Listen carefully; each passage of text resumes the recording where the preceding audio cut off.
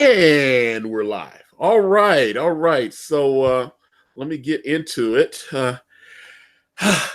This is fantastic. I do want to thank my very special guest for joining me here this morning. He is he's a video game creator. He's an animator. He's a writer. He's got like what 19 books out. He's Eisner Award winner. And one of the biggest things that one of the main reasons I wanted to have him on is because it was recently announced that his baby, his child, Earthworm Jim, is coming back. Not only is it coming back, it's coming back with the original creative team. There's going to be a brand new video game, and there's going to be a crowdfunded comic on Indiegogo written by the man, the myth, the legend himself, ladies and gentlemen, Doug TenNapel. Anthony, I love that intro. You and I we're just casual. We're just screwing around on the show. He's all the Doug TenNapel. My brother, I am excited. How are you? I am crazy excited about this. The game, the game, of course, games are almost impossible to make. You know what I mean? I mean, they are hard as F to make because there's so many moving parts and you're working with programmers and artists and all that. And it's a brand new system. Like we're doing it for the Intellivision Amico. Amico, yes. Is it's like a little mini system. It's like this big and it's got the two main controllers with a screen on them. And the technology behind that thing, I haven't seen them announce it yet, but there's a thing that they're doing with the controllers that you can't do on any other system. Yeah, well, actually, they have a video up on their YouTube channel, and I actually subscribed to their YouTube channel after this announcement came out. Cool. They put out a big press release, but they actually, it looks like the system itself is trying to have at least a nod to the original Intellivision. It's got the panel controllers. Yeah. Yeah. But they're going to be like Wi-Fi and high tech and everything. Yeah. And everything's going to be 2D. Looks like all the games are going to be family friendly, only about $7 or $8 a game. So they're not trying to compete on the same level like, say, Nintendo and Sony and Microsoft and stuff. They're trying to get a smaller market. But it looks like I believe that market is there. I mean, because the games are priced. I mean, the game $7-8 and family friendly and 2D side scrollers. A lot of old releases updated with better graphics. Yeah, I'm into that. Sounds fantastic. It's not a smaller slice actually. It is a much bigger slice they're going after. They're going after families and casual gamers. And I'd also throw in, it looks like they're kind of targeting those people that download and play games on their phones. That's right. Yeah, and that's actually a bigger market than Microsoft. I know. I know. It's a much bigger pie. And I think, casual gamers, when they get on an airplane, they're playing games on their phones. Hardcore gamers. Hardcore gamers do still play casual games. When they get on an airplane, they're playing games. The number one game that everyone plays in the world is what? Take a guess. Saying Fortnite. Well, not Fortnite. It was Clash of Clans. I've seen. No, it's Solitaire. Oh wow, that is the not Tetris, because I know Tetris was getting a lot of mobile action. is the number one video game that everyone plays in the world. The thing that actually occupies the most amount of minutes and seconds by everyone in the world be it on their phone or on their computer or whatever, is Solitaire. Oh, wow. So if you could get someone who's playing Solitaire around the world, if you got $1 from every one of those people, you'd own the world. So I'm only, and when I go on an airplane and I'm going through all the aisles, the number one game I see played, Candy Crush. Yeah. Now, I'm not saying that's a great hardcore game, but even I've gone, I don't got no phone signal. I'm going to play a game. I think I'll play and I'll play Candy Crush for a little bit because it's like a great Tetris or a little, one of those bejeweled things. So they're going after that market. It doesn't mean they're limiting their games to something just that small and limited, but they're saying that like, the bigger thing that they're really responding to is games used to bring us together. because you had a console with cords on it. Remember, you used to go to your friend's house in 8th grade and you play his Atari or whatever he had, or yeah. I had Atari 2600, Nintendo. Yeah. Now games are so hardcore they require complete concentration and hours of use that it breaks families apart. So you have the boy, he goes up to his room, we're into the basement, puts on headphones, and that's it. You don't see him anymore. And he has no interest in playing with mom or anything. So we're trying to they in television is trying to bring a system where families can say, hey, you want to have a game night? Let's hang and play a quick game. These are quick games. So it might be a versus mode or a challenge mode or multiplayer, interactive chess, or it might be an interactive Twitch game where you can shoot each other. And they do things like with those controllers where you can throw a power up to the person next to you by hitting that swipe screen and just go like zoop, zoop. You can attack them. There might be attacks on certain games where you can go like poo, like with your phone by selecting it on that screen and throwing it. So they're trying to get a lot of interactivity between the controls within the family. And it comes with 2 controllers, but they have a way to make it very easy where if you have a phone, it's a controller. So it looks like the system's very streamlined. And just I've noticed just like they've got very accurate ports of like Sega Genesis, Sonic the Hedgehog, Sonic CD that are available like on Android and iPhone. That are spot on graphic wise. And if your phone can push that level of graphic quality and sound, then I can only imagine. You know what I'm saying? It's not they've kind of put out there that it's not going to have the graphic capacity of like a Nintendo Switch or something, but for 2D side-scrolling games, it'll be dominant. Yeah, it's going to be fun. I've seen some of the preview games and they look fantastic. They're things that I want to jump in and play. I can't talk about what I saw, but I'm only saying it is up there with something I would buy and something I would play. But you can't. This is the problem with the game design side on Earthworm Jim, and we're just way on the front end of it. And I'm barely a player. Like I'm there saying, I'm here to. If you guys need a character, let me know. I'll bang it out, send it to you. If you need to get on Skype and we have a quick design session with the whole team. And by the way, there's certain members of the team that cannot work on the game. I mean, they are flat out locked down. There's guys that work at Blizzard and Fox Games, and they're big time, full-time gamers. They were just there for the reunion show. So the actual main guys working on the game who actually work for Intellivision is Dave Perry is helping out. He was the original programmer. There is Tommy Tallarico is the head of Intellivision. He's that video games live guy who actually bought Intellivision. And then there's Mike Dietz, who was the main original. He was my boss on Earthworm Jim. Like he was the art director. He's the art director of Intellivision. They hired him full time. And he worked with me on Neverhood, but he goes all the way back to Cool Spot, Global Gladiators, the original Aladdin game on the Genesis. He's just a killer gamer. So those are the main full-time guys who are of the original Earthworm Jim team. The rest of us are like, we're either contractors or we're volunteers because we just love each other and we're just here to make the game as best we can.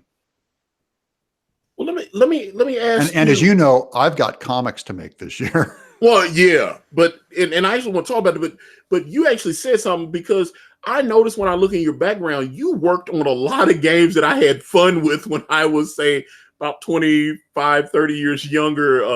You worked on like Jungle Book, and you worked on I was like, you worked on. My brother had that Jurassic Park game. Yeah, that was my game. I was the lead on that. I led that whole game. That was my first game lead, in fact. So before that, I was just a little grunt animator, and then they threw me Jurassic Park. They go, we need someone who can do, who's the graphics guy, and we think and this is back, look, this is back in 91. This is back when the cartridge thing was just starting to blow up. So I was a kid, like I knew nothing. I was like 25 years old, and they gave me Jurassic Park Genesis that they ended up like packaging with the box. It's probably one of the most played games in the world. And we had no idea like what we were doing back then. We were just kids. But you did that game before Earthworm Jim? I did it before. Yeah. Okay, yeah. I was like, man, I kept getting killed in that game. It was that game was nails. And the programming side of it, you know, my programmer friends, they were clunky too, and they're saying like it was too hard, it was not fun enough and easy enough. But you know, there were sometimes a dog game would go out if it had the right name on it. You know what I mean? Yeah, I got you. But my thing, I was like, you've been in. I mean, hell, you're doing like animation and yeah. I was like, how did you know how you got? I must have went to school or whatever, and it was not the schooling. I was a fine art major in school. I was going to be a painter. Like I was like doing, you know, cartoon wacky buildings on a canvas and doing art shows in San Diego. That's what I thought I was going to do the rest of my life.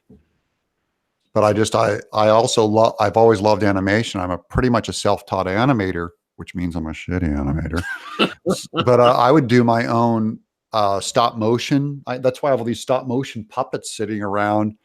I would do my own paper animation, just flipping my own, teaching myself those little flip pads and stuff, and shot my own animation. And it was really animation that got me into games, because that was the only job available in San Diego.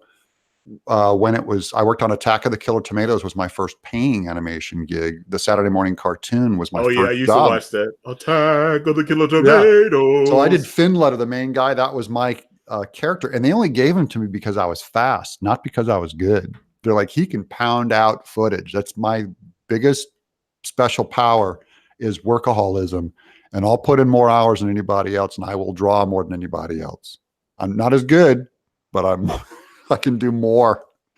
So when that job ended, I was in San Diego, and there was like 8 video game companies had popped up. And I thought all video games were made in Japan, like looking at what was out there. And they needed animators, and I just jumped right in, and I just animated the hell out of them. That's the one thing I knew how to do. And they saw, and so back then, if you were like a warm body and you could animate and you knew the right guy and a little job opened up, and it paid video games have always paid way more money than regular animation. So I kind of stayed there in games for about 10 years was really what was my first big push, was games. And then Earthworm Jim and doing comics got me into television. So from 90 to about 2000, I was doing games. By 2000, I was pretty much done with games. But by then I'd secured my foot in television, and in television, I would make my own comic, and I would sell the rights. Gear was that comic that became Cat Scratch on Nickelodeon.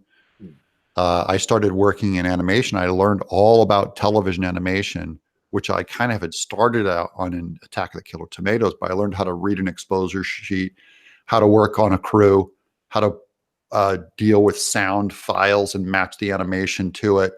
I'm always learning from the guy above me what he does so I can go be him. So I'm learning from every director I worked with, everyone who's ever recorded voices, all of the boarding, kind of the throughput of this. And TV is like a factory. Like when they start a production on a TV, it's not like whatever you feel. It's like you'll have 4 pages of script Wednesday. You'll have the whole thing done. We'll have recorded it by Friday, and there's no wiggle room. It's flat out a fact. It will record on Friday, and then you record it.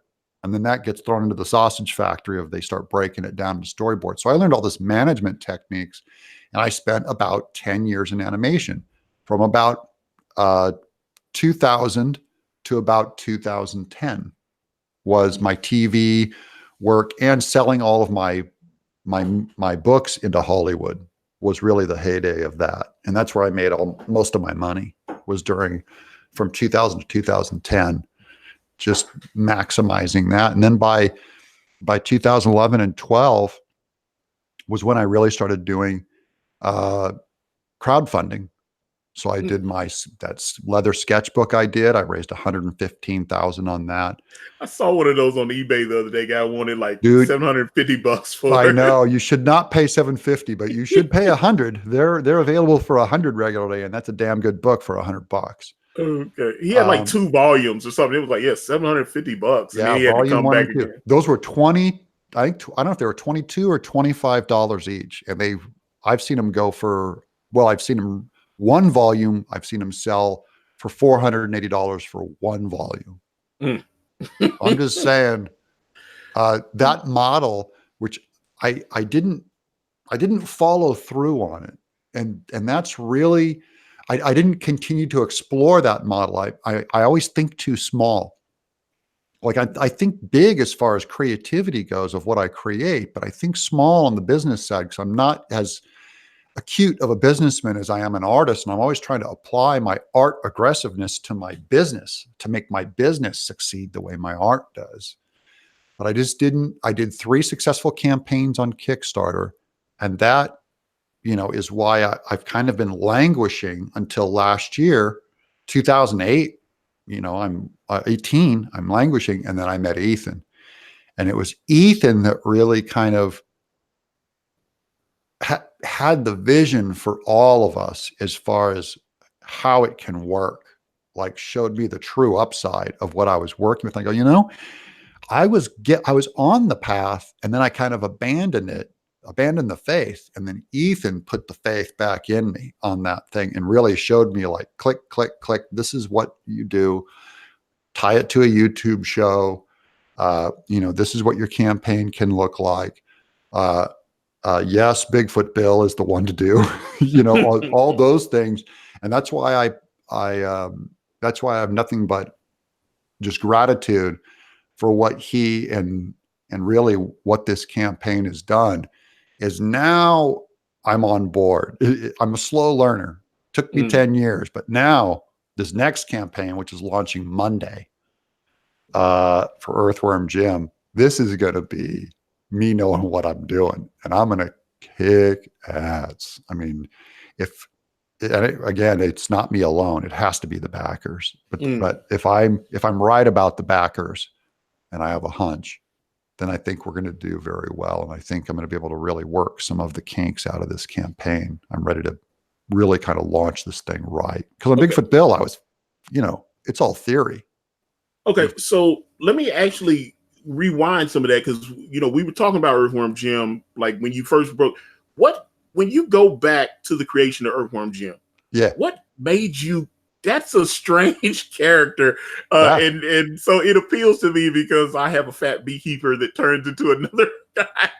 That's right. And so my story is obviously a little different as well. So how do you go about creating Earthworm Jim? It just falls out of you. I mean, the fat beekeeper thing is part of your DNA. It's like you just go, what do I want to make? And it really isn't that much more complicated than that. He's not something. All of my characters and all my creations aren't things like I fake into being. You just kind of sit down and you're making hundreds of things. And there's one thing out of your hundreds of things that just won't go away over time, right? In Earthworm Jim's case, I created Earthworm Jim and every character in the game in 45 minutes, including their names. Like I put on Fleetwood Mac rumors, and really it was out of desperation. I was trying to get a job. A lot of my stuff has to do with being a family man and wanting to work to pay the bills. That puts a fire under you like nothing else. And Earthworm Jim was another one where I was trying to get a job, and I knew that I was going to go into the Shiny team on a Monday and interview. And so I sat down on a Saturday to present to them what I was. They weren't looking for a character either. They said, prove to us that you're creative. So I said, okay, I'll create some stuff this weekend and I'll bring it in on Monday. That was on a Friday that they said, come in on Monday. So on Saturday, I sat down and I was going to prove them what I could come up with. And so I laid it down and it was Earthworm Jim. And then of course he would have a crow, bad guy, Psy-Crow. And of course there was a mad scientist who made the suit. and the mad scientist has a monkey for a head, and they just all started kind of blowing out, click, click, click. And I brought it on Monday, and, short time after, they gave me the job because I proved I was creative. They gave me a job at Shiny as just an animator. And then it was later that week when they were saying, what's a big game going to be? And it was Nick Brudi who designed, who's probably one of the greatest designers I've ever met, right? As far as game design goes, he knows what is great, and a great artist too. He said, let's do this Earthworm Jim thing. He's the one, because he has gaming credibility in that company in a way that many of the rest of us don't have. And when he said that, they said, yeah, we'll do that. And that was what made Earthworm Jim go. Where did the cows come from? The cows. It had Earthworm Jim was so, he's got the suit, and I was like, I love Earthworm Jim. Very much my sense of humor is, it's in some ways, back when we were at Shiny in those days and designing, you would kind of come up with something that you were hoping the rest of the team would say, you're like challenging them. And they'd kind of say like, we can't do that. And then they'd all laugh about how we can't do that. And then they'd go, well, now we have to do it. That was kind of the sense of humor in Earthworm Jim, was as soon as someone would say, oh, you carry pigs in Earthworm Jim 2 and put them in the pot or whatever. As soon as someone goes like, we can't do that. That'd be stupid. Or you can't put the Blue Danube, classical music in hell. And as soon as it's that, it's like, oh yeah, Tommy's like, well, now I can't just do the classical music in hell. It has to be like one of the best renderings of classical music straight up that's ever been written for a game. And that's how those things happen. It's a very, it's an iconoclastic kind of non sequitur form of humor that was big in the 90s. That's when They Might Be Giants came up and The Tick came out. And it was back when irony was irony. It was before everyone in the world was doing it. It was new to us and exciting. Okay. So I got that from M. Martinez for Doug. How did Evil the Cat come about before Earthworm Jim? That was my first indie comic. So that was back in 90, when I was working on Attack of the Killer Tomatoes. I had some buddies, and that was back when Jeff Smith's Bone, right around issue 6, I think it came out. And we were seeing him do the David Sim model of Cerebus of doing independent comics, like a black and white little floppy. You put it in diamond previews, and you collect your orders, and you print it and distribute it. And stores were really starting to, this might have been really what led to Image Comics, is kind of the small indie movement was starting to blow up. You had Dark Horse was real big by then, and they would do, Flaming Carrot. Hellboy came much later, but just Michael Allred's books and stuff. They were doing weirdo comics, and it was I think it kind of came out of the 80s punk rock scene. People with doing the little band badges and stuff like that, and black and white comics were pretty big for small indies. And so I just said, I had a drawing of Evil the Cat, and I go, I'm going to do a comic called They Called Him Evil. And those were, I think $1.50 back then. And those go for $75 to $80 on eBay regularly now. That one comic that I think we only printed maybe 1,500 of those. And those are big collector's items. They called him Evil. Okay.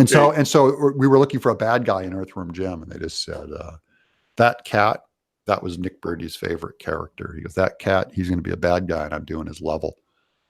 So we just threw him in the game. Now, I was watching your YouTube, and you were playing Earthworm Jim. Yeah. You were playing it in different stages and everything, kind of breaking it down. Now, I had Earthworm Jim on the Sega CD. Yeah. That's considered the favorite all-time game, because Nick Brudi threw in the big Brudi level. That's that big thing that's walking around, and the bees come and get you. That level is not available on any of the carts. So They claim that's the best game. I haven't played it much. I beat it. I was so beat proud it when I won the game. But my favorite level was the one with Moonlight Sonata on it. Yeah. I was like, how did that happen? Because I was like, that was interesting. Yeah. That's Tommy Tallarico, our musician, and the team. Once we saw the classical music in Heck, we were looking for other ways to put in some really stupid, inappropriate, because Blue Danube, I mean, Moonlight Sonata is one of the most beautiful pieces of classical music you can do. So of course that one made it in. It was just a bunch of young guys having fun and trying to make something beautiful. And really, we were trying to make each other laugh. We weren't trying to this is before we were legends in video games. We were just trying to make each other crack up, and it ended up being game of the year. It was huge. Made $60 million. I mean, it was big. It was big. Okay. So let me ask you this, because as you started writing more of these books, you were doing the scholastic things. It seems like all your books are different. It's like you go from like a Ghost Stop to a Creature Tech to a Monster Zoo, Newts. They're all like fan-friendly kids type books, but they're different. The subject matters seem to be different. Everything's different. So I don't know. How do you stop from repeat? And obviously you have Doom Kickers coming up with Elliot Fernandez, and you've got and Doom Kickers, another thing, totally different from my other stuff I write. And that's just my own. I get off on exploring and trying. It's weird because they all have my DNA in them, and that they tend to be for everyone. So they're family okay. They tend to be about what I think of as transcendent moral truth. That is, I think that the stories are as true today as they were 100 years ago and 100 years from now. So they're not just like kind of what we're dealing with today. And then aside from that, I love just exploring different genres. So Doom Kicker really is more of a dark exploration of I'll let Elliot pitch it when it comes out. I don't want to give it away, but this was just another story where I will never have the time to do this story. And this is the first book where I've had someone else work with me on it. I mean, I don't do partnerships. And Elliot, I just fell in love with that guy so much. And I said, I can write this stuff easy. I have scripts just laying around, but the art, like I can't do it. So who's going to do the art? And Elliot stepped up and we partnered on it. And I just said, look, you're going to help me. I'll write it, but I really don't want you just to be an illustrator. It's like, you're going to be my story helper. And of course I'm an artist, so I can help him figure out the character designs and the art. And there's a lot of back and forth in the story that it's been a really neat experience. And of course you want to do something like that with a friend and not some a-hole. And so Elliot's one of the greatest men I've ever known. So absolutely. So when we do our jam sessions and talk about the campaign and the story, it's like a healing process. It feels good. And I like that. So that's kind of but all my projects, that is my creativity. Is I like discovering things, taking huge risk. I mean, I've never written anything like Bigfoot Bill either. That thing is its own world too. It's its own thing. Bill, right there. Right there. Okay. So let's actually talk about Bigfoot Bill, because obviously I see some situations in the chat. It was a huge campaign. What, $196,000? It was probably bigger than what one man should have. That's right. Now my thing here is I feel like you've been very open about the issues that you had with Bigfoot Bill. Yeah. I feel like you talked to your backers. I've only told them exactly what's going on. And that's not always good business, to be that transparent with people. But in the end, I think when my reputation's on the line and all I have is kind of my honesty or my word, I think it lends credibility and trust even to admit and be upfront with mistakes. Like every mistake I made on this campaign, I openly talked about. I didn't hide it from anybody.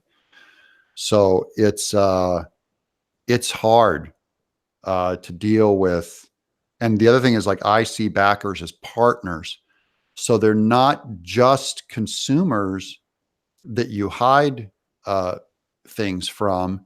It's I'm trying to be as transparent as I can. And some backers, by the way, take a shit on you for doing that. And that's part of the partnership too, is when you're vulnerable and you expose yourself to an audience, you put yourself up to being in danger of having them be able to, you know, take a shot at you. And that's part of the game too, is it is not a one-way thing where just my megaphone is being heard on the internet. Everyone's got a megaphone, and everyone, you know, and that's just part of the business. Mm-hmm. But okay, so I've actually, as you guys, I know Mike had some problems that he's talked about. That's one thing I've liked about some of the private groups that we've set up where, you know, like as you're in fulfillment and you're talking like, hey, when you're trying to ship the books out, you're going to have a problem here and stuff like that. Right. So I'm being very observant with some of those things, because when we're in the last 20 pages. So you're ready. Getting to the point where, that's why I'm getting a little nervous now, because I was like, oh man, we got to ship this thing out. And it's a concern, because like I said, I don't want to, you know, book people that refunded books. I don't want to ship them to people that refunded. I don't, you know, the international shipping, all the little things that you keep hearing pop up. Dude, it's hard. And I'm going through it now, but it's only a small amount. It's 100. On my campaign, I shit the bed on 106 backers. And so that's just the ones where I didn't print enough books. There's other problems besides not printing enough books. There's also dealing with international shipping and even a lot of US shipping. I mean, a lot of books failed. We had problems in Memphis where they were taking books out of packages at the US Post Office, which is a federal crime. I saw that where people were saying that they just got empty packages. Yeah. That was about, I would say, 40 books. They flat out stole the books and put magazines. One guy got a 1967 yearbook. Just anything they could find on that shipping room floor went in instead of my Bigfoot Bill book. And that's a problem with my business, because, you know, obviously Indiegogos, we could fail because of some country's shipping technique. Because that's the final thing to the whole thing, is you got to get them a book. But what happens when the shipping fails? The backer has given money and he does not get a product, and the shipper, and so it cost me of the book and the shipping, you pay for all that, and it goes out and that book did not deliver. So now there's a problem, is everyone spent money and no one has the book. So am I obliged to put another book in an envelope and pay that shipping again to that guy, run it through the same system? And I've had it happen before where for 2 shipments, it did not ship. So you're out that $25 book, another $25 book, sometimes up to $34 in shipping, and another $34 in shipping. So I'm out $100, $100-something bucks, and they still don't have a book. So now I have to refund them the original amount, because I'm not going to send them another book to keep them happy. That's what international does not understand. And I take a lot of heat from, I would say, 10 international backers who are just pissed as hell at me and don't understand, and will not understand. I'm not here to educate everybody in the world about the handful of backers who've had a problem.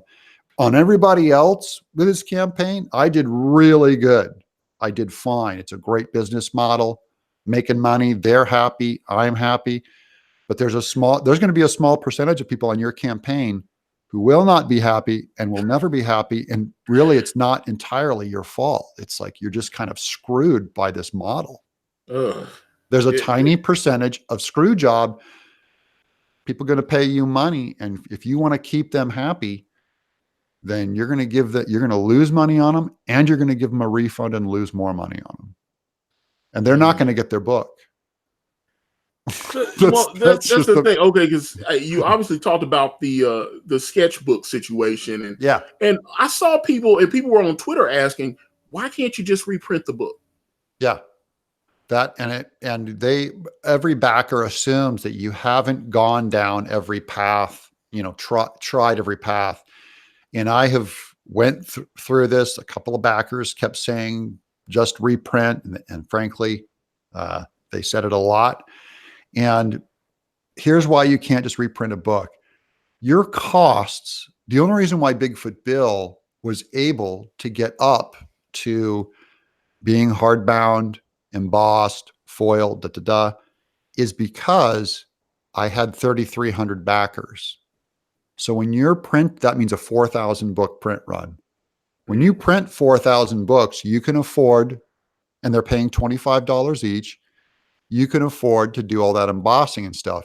You cannot, under any circumstances, afford to do that level of printing if you do a 200 book print run. They don't fire those presses up because, and this is again, the backers, I keep telling them they don't want to hear it. The bottom line, it's just like, look, I want my book. I want my book. I'm going, look, I'm going to give you a refund. They're all, no, that's not good enough. I want a book. I'm like, look, I'm not a wizard, and there's no wizard who makes these books happen. But let me explain to you what happens in the print run. To make that hardbound book, where's big? I can't even find Bigfoot. It doesn't matter.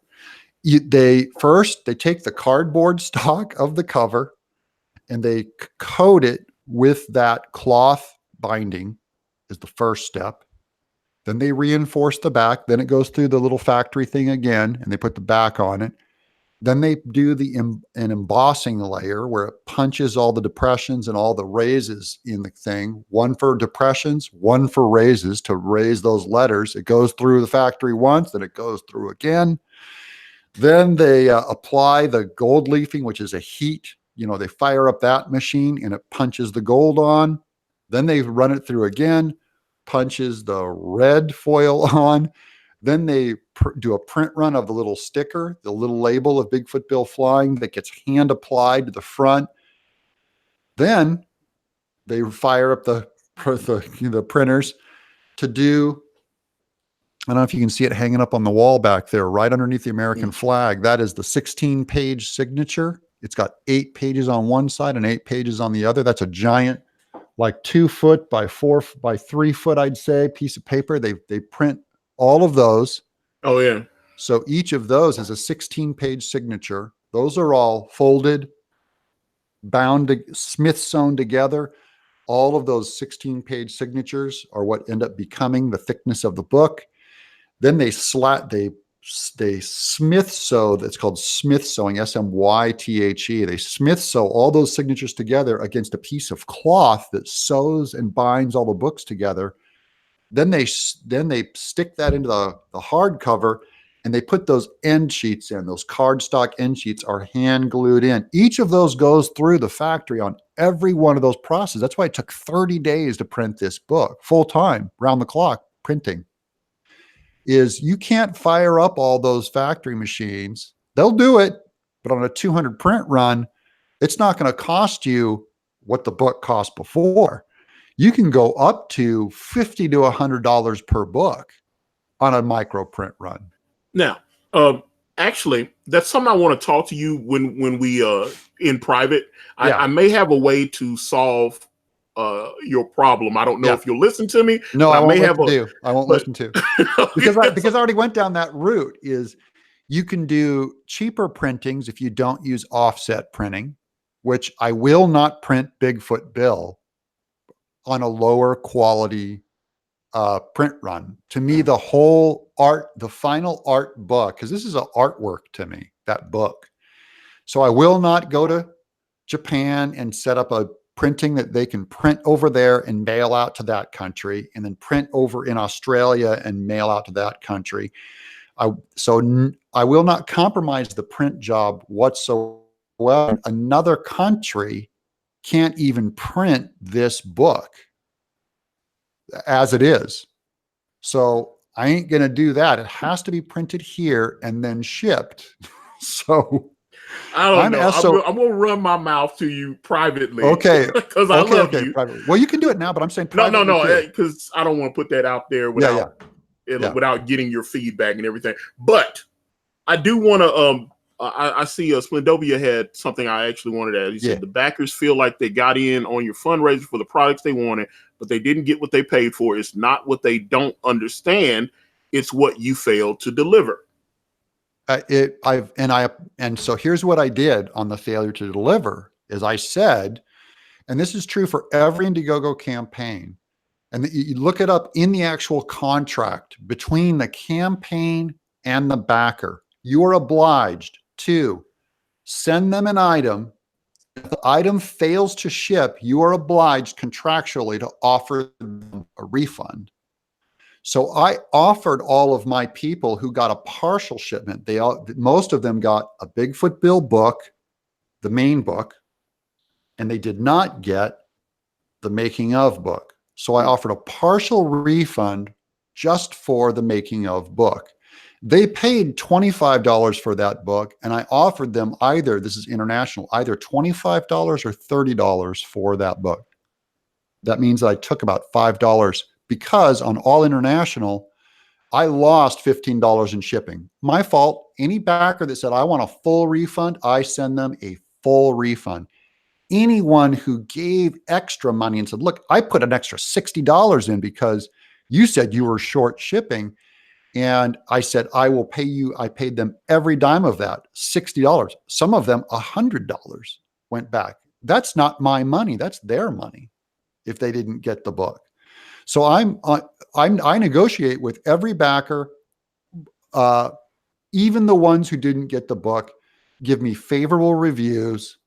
100%, not 100%, but it is a handful of people who want to give me heat. And I think they're angry they didn't get a book. They have a right to be angry. And to those people, I also personally apologized. And I gave them what I swore I would never do. So I already broke one promise, is I gave them a digital PDF of the entire making of. So it has all the information on it. That's the entire book that I swore I would never release. Only those backers got the digital PDF so they can read the material. Full refund, apology. That is all I can do. And that's all I will do. I believe my obligations are completely full at that point. And I know that there's still people who are upset. I agree that they're upset. If you think you're upset, you have no idea how upset I am too. So I'm upset also. So we're all upset about those. But it's just it's 100 backers, and and of those 100 backers, it's about 10 who are pissed. Okay, so that brings me to this point. Obviously, you're about to go live with the new Earthworm Jim crowdfund. Monday. So we're going live on Monday. This quality here, I loved when I was blown away by this. I thought, you were adding so much stuff, and you had the patch and the cards, and I thought I got more than my money's worth. That is just my personal opinion. That's 99% of my campaign have said they felt like they ripped me off. I was like, my God. Okay. So tell us, as you're about to go live on Monday, thank you, Amanda, for dropping that link, Earthworm Jim comic. I'm assuming your mailing list, because you have a mailing list that you're building. Yeah, that's my big thing. I need people to sign up for the mailing list to get their exclusive. Well, I'm going to give them exclusive stuff that they'll know about that before anyone else knows, including the exact hour that I'm launching the campaign, so they can be the first to come in. Well, I plan on being a day one backer. I'm saying that right here live the air. But hey, I'm biased. I love Doug. We love each other. I'm anxiously waiting for Brand. Anything you make, I'm getting. Oh man, I can't wait. But there is something I told Elliot yesterday that I will tell you when we get off the air.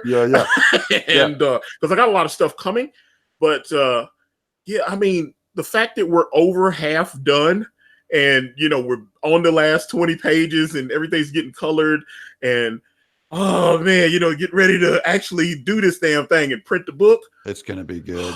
Yes, it is going to be so. When you smell that printed ink for the first time, you break that book open and you just go, look what I made. And it should, there's no reason this thing existed but for hard work, begging, making deals, working it.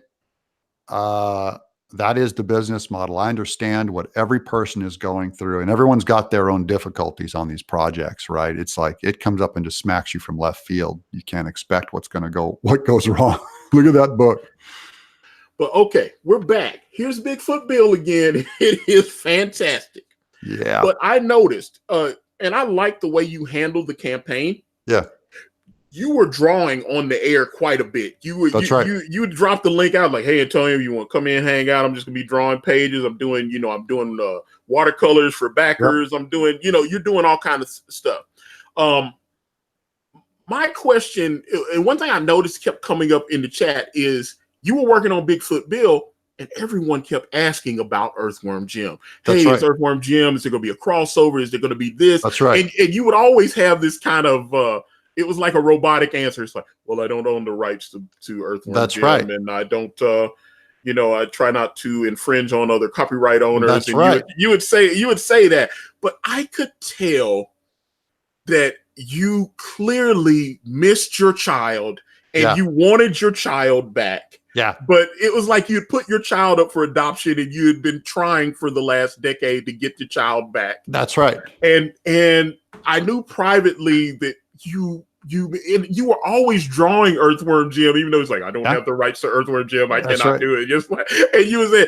And then privately things would come out, and I knew you were trying to get to the point where you could actually do what you're about to do on Monday and and launch a crowdfund and actually work on your child again. Yeah, Anthony, it's been years. It's been years. And that's what I'm saying. So you obviously, I knew some of us had heard that something might be happening a while back in private, but you obviously didn't put that out to the public. That's right. And so we couldn't tell this thing. That's one thing, being friends with you, being friends with Ethan, you hear stuff and you're like, oh, I can't say anything, but it's juicy. That's right. That's also why I appreciate when guys keep private things private, because if that stuff leaked out, it probably could have screwed the deal. Right. So I'm just saying, I trust when I'm talking to you guys offline, and we have a lot of trust because what we say to each other offline is not appropriate for public. Yeah. It was very touch and go and very weird on this for a long time. And there was just a lot of movement of parts kind of quickly happened. And I didn't know if I was going to be doing Bigfoot Bill 2 next, launching Monday, or Earthworm Jim 1 for the right up until, 2 weeks ago. I didn't know. So I'm like, I got to launch a campaign here. Am I going to throw all my time into a Bigfoot Bill 2 campaign or an Earthworm Jim 1 campaign? And I was going forward with Bigfoot Bill 2 because I just knew, after trying to get the rights for years, going, this probably isn't going to work out, and I probably shouldn't be planning for it. And then suddenly all these pieces started clicking. I'm going, look, we have to figure. I went to the Interplay and said, we have to figure this thing out by like Friday, because I have to get going on this campaign. And if it doesn't work by Friday, I have to push it like way out after Bigfoot Bill 2, because I got to get going on that project. And it ended up clicking together. Boom. I got the rights to do that. And it's not just one graphic novel. This is going to be. Yeah, it's going to be multiple. It's going to be multiple. So now I'm staggering Bigfoot Bill 1 with Earthworm Jim 1, Bigfoot Bill 2, Earthworm Jim 2, Bigfoot Bill 3, Earthworm Jim 3. Going forward, and I'm trying to cut down my production time, because right now we're running about 8 to 10 months on a book. I got to get it down to 6 months on campaign and everything. So as soon as Earthworm Jim is done, I will be rolling on to actually drawing, because I already wrote the script for Bigfoot Bill 2. I will be drawing Bigfoot Bill 2 while Earthworm Jim is being printed. So when I launch Bigfoot Bill 2, hopefully in January of next year or around there, I'll already be well into that book, so I can cut the campaign time down to about 6 months is my goal. I think you're going to make over $200,000. Dude, I'm doing more than that. It's like it's going to be a huge campaign. I just think it's going to be $300,000-$400,000. I hope so. That's up to the backers. I'm putting in some juicy tiers. I think the Earthworm Jim fans are going to come from out of the woodwork when they hear about this book. This is the story I have not been able to tell for 24 years. I definitely need an original piece of art from that. Yeah. You were very generous and gave me a page. It was page 80 from Bigfoot Bill is hanging on my wall by my bed. That's right. And, that goes out to my brothers, all my brothers, Ethan, Cecil, John Malin, Elliot, Brian Shearer, Yellow Flash, basically anyone who helped with this campaign, multiplier effects, Mike Miller, Edwin, like anyone who was a multiplier, that was my thank you, because this campaign wouldn't have been at all as successful without them. So you guys kept me company when I was doing that show, and we were documenting every process of Bigfoot Bill is documented on my show. So from writing, pencils, inks, lettering, I've documented the print run. I documented it. I'm completely transparent. And I think I'm flat out almost voyeuristic with what I do, and more transparent, I think, than any other campaign. I'm throwing down my claims here. I am trying to be Doug TenNapel within this space of independent comics. This is how I do it. That hardbound embossed book, that's how I do it. That is not how everyone else does it. And frankly, that business model would probably kill some smaller campaigns. So everyone's got to be careful. And I wouldn't have done it if I didn't get the support. So I'm proud of my backers, and I love what they allow me to do, to give those patches. They're, these are $1 a piece. These are $1 a piece. There's campaigns that can't afford $1 a piece for every backer. Yeah, that's why I was like, yeah, you had told me, I was like, hey, I've got this great thing, Bryce. Maybe you can look into it. Not only you was telling me how much the damn things cost. I was like, oh Lord in heaven. Yeah, we got to get well above, and I'm pulling the trigger on those when I'm hitting about $100,000 is when that kicks in, because then suddenly I got my colorist paid, print runs paid, shipping's paid. But until then, if the backers don't show up, you're not getting that stuff from me. Backers do show up, then I open up the money truck and the goodie truck. And by the way, Earthworm Jim will launch with more pages than Bigfoot Bill. Hardbound, 9x12, more pages. From day one, I'm doing that because I know I can cover that. I want that to be the art form. This book is going to be huge deluxe stuff. Why not do it as a comic though, a floppy? Yeah, that's I've never been a big floppy fan. I own floppies, and they kind of are raggedy or whatever. If you look at my little snobby bookshelf over here, look at those books. I want my book to stand up on my bookshelf, sitting next to my hardbound Tolkien, and that's just for my own. I'm turned on by the art form of the actual hardbound books. So and by the way, I'm friends with guys, Kazu Kibuishi, who does Amulet, like just sells hundreds of thousands of those things. Oh, wow. Those were all floppy graphic novels. And he would always laugh at me because at Scholastic, I was only into the hardbound version of my books. They would do a tiny print run of hardbound. The rest were paper bound. And I was just like, he goes, I'm just about the floppy graphic novel. I mean, he's a manga strict, more manga strict. He goes, like, those are supposed to be like throwaway editions almost. I go, no, I want mine in someone's library forever. Those dusty old books, I want them up on the shelf standing up. So I've always been about a higher end print run than what I see in comic book stores and what they're selling, those little floppies and things. I have no interest in that, especially a 24-page book. I mean, I haven't bought one of those I haven't bought a normal floppy, like one copy of, say, Batman, a standalone or something, 20 years. No interest. I've been buying graphic novels, so I'll always wait for the collection. I'll buy a collection of Flash because at least a graphic novel has a little more to it than those floppies. It's just not my thing. So I see myself always more as a graphic novelist than anything else. And to get to do a hardbound that's a luxury.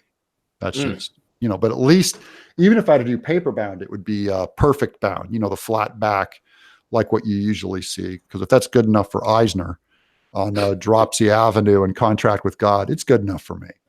So at the minimum, that's what Bigfoot Bill was going to start as. And then the money came in and I said, oh, I get to do what I really want to do. Oh, well, I cannot, I love this book. Yeah. I love this book. We get you up to 200,000 and that's what Brand's going to look like. Oh, I think Brand would still be just a comic, but it might have some extra bells and whistles. Yeah. It was, I'm a long box guy. I love going in my long box and finding books that I bought 30 years ago. I hate those they look like a secondhand bin at the comic store. You like that? That's where I came from, though. Yeah. That's why I was like digging through the bin and trying to find something. I get it. Oh my God. But, Peephole Circus, thanks for the £2. All books turn hardback after Doug's filthy mitts. Right. Well, they go through. But I also get the sentimental love and culture of collecting the small floppies. That's what some people are into, is they just want to make it like when they were kids and they'd ride their bike to the 7-Eleven and buy a floppy. Totally get that. And I'm not trying to undermine that at all. That is someone else's model. That is not my model and what I'm into. But the sentimental side of collecting comics, like I get these little serial premiums right here. These take me back to when I was 5 years old and I'd pull these out of cereal boxes in 1972, 71, 72. These are Kellogg's cereal premiums. I want to do a line of these on a Kickstarter or an Indiegogo one day. And I mean, I want the plastic, one color.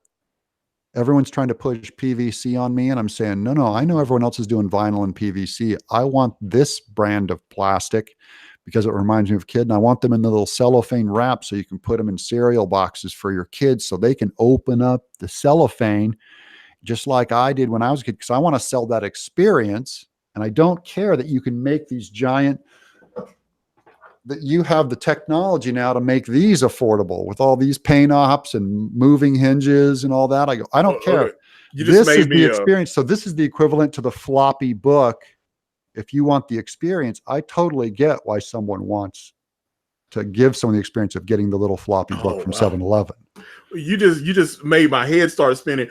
Would there be a possibility of buying, like, say, a General Mills cereal box and then having an Earthworm Jim toy on the inside? That would be so cool. Well, I don't have to do the contract with General Mills. I can do the contract with my backers and send them a collection of Doug TenNapel little characters, like 10 of them or 12 of them.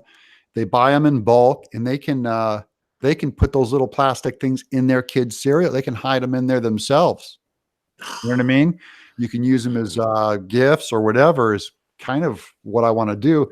I just keep thinking I'm probably mad that I'm the only one that wants this. Or those little muscle figures, those were more rubbery. Yeah, I had some of those. I had the muscle figures. Look at like Freaky cereal, all the little Freakies I'd collect. That's a future campaign. These are expensive as hell. These things, like the machining and stuff and the manufacturing, you got to raise $100,000 for me to be able to pull that off.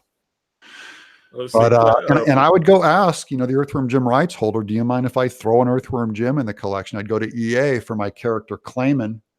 Hey, you mind if I do a Neverhood character? And I have to go to all the people who own these properties now, Creature Techs over at Fox, and but Bigfoot Bill, that's the thing with Bigfoot Bill. I own the rights to that, so I could do the entire cast of Bigfoot Bill and not have to ask. Bigfoot Bill. You want to know? Let me tell you what. One of the things I really liked was that government agent in there that had the crush on the chick. Yeah, and Bigfoot Bill's trying to like help him hook up with the. I love that story. Yeah. That just, I don't know. The rest of it was good too, but I really dug. I was like, oh, that's so sweet. Yeah, I really like that story. I really see him as the point of view of the audience. He's all my characters are me, but I mean, I'm saying he. I kind of looked at my Bigfoot Bill audience, and there's a lot of single men in it. I can see that on all the analytics.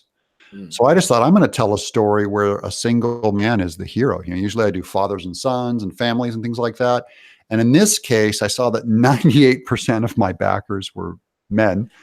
And I saw the age group, and I go, I'm going to give them a story of someone I think a lot of them can relate to. He's really shy, really awkward. There's beautiful women all around him. He doesn't know what to do. And I just thought, and by the way, on the next book, oh, Anthony, I can't wait.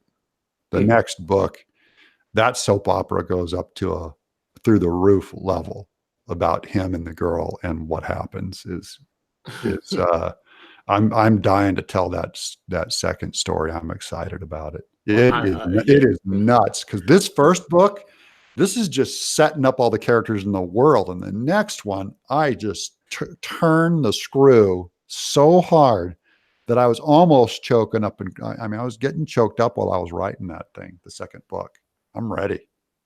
It's nuts. It is freaking nuts. One of the best things I've ever written. I'm really proud of it. Yeah, well, I'm a proud backer. I, again, really love Bigfoot Bill. I feel like I'm gushing all over, but it was just fantastic. And it's been a privilege getting to know you, and you've been extremely supportive of Brandon. I do thank you for that. This has been a great conversation. I do hope you will come back and obviously you have an open door policy. You're one of the few that I would say have an open door policy on my channel. I had you on my show yesterday and the power went out. Yeah. Pay your light bill, Doug. Dude, pay your light bill. Yeah, that's right. It's like good time. No, it's like all night the power was going on and off, and we had, I don't know what happened, but I have the same open invitation to you. You want to come on the show? Let's do a show, because you're my brother, and anytime you want to come on, we're Tennesseans in indie comics. I was there on brand before it took off. Yes, you were. Before it took off, you were. I appreciate it. Before all the heat came, I was excited about, and that's just because I'm excited about your story and who you are, and I support you as a fellow creator, and we're just trying to make it just the same, man. So every time we reach a milestone, I'm always shocked. We just crossed over $65,000. Yeah. Again, guys, I'm going to send out an update because there's a lot of stuff happening. Like I said, we're in the last 20 now. So Kanan's on the last 20 pages. We're going to get this thing, got more than that to color, but we're getting all of the colors out. Obviously, I've been tweeting some of those pages out and images. You can see the progress that we're doing, and hopefully you guys will stick around not only for this book, but our upcoming second Indiegogo, which will be Brand Way of the Gun, which will be the sequel to this book. It's going to be a fun ride, but as always, Mr. TenNapel, is there, I've got obviously the link to your YouTube channel in the description there. What else would you like to say to anyone that might want to reach out to you or anything? The earthwormjimcomic.com is where you sign up for the mailing list. And outside of that, I am thrilled just to get to be on the show. We do a YouTube show at 11 o'clock every morning, Central Time, with Elliot Fernandez and Brian Scheer. Yes, great guys. Right now we're launching a campaign to keep the Sonic design.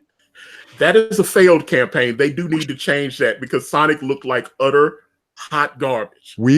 I know I'm vying for the hot garbage design. Now that they announced that they're going to change it, I'm saying, no, put it back or I'm boycotting your movie. I want the trash Sonic design. No, you know what Sonic looked? Sonic looked like, it looked like when I'd be in the hood and the brothers would be selling me like the bootleg copies of stuff. Yeah. It looked like, hey, this is Sonic. This isn't Sonic. This is Sonic. Yeah, Sonic. Yeah, it's like the Chinese knockoff anime of like the Lone King, instead of the Lion King. Yes, the Lone King. Yeah. It's the Lone.